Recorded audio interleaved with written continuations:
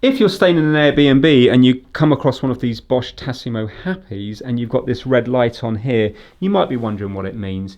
It simply means that there's no water in the machine. So if you turn it to the side, you will see that we have this container here. This is where we're going to fill up with water. So you can open it up and you can take it out like so. Let's bring it over to the sink and we're going to put some clean, cold tap water in there. And if you have a look here, you have a line that says max and a line that says calc. Ignore the calc, you can go all the way up to the max level here. So we're going to be putting in some cold water.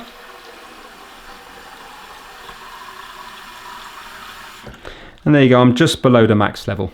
And we're going to be placing it in with the bottom going in first, like so, and just lever it in here. And you should find that when I push this in now, that red light will disappear from here. And there you go, you can see that the red light's gone off. So that's it, nice and straightforward. Thanks for watching.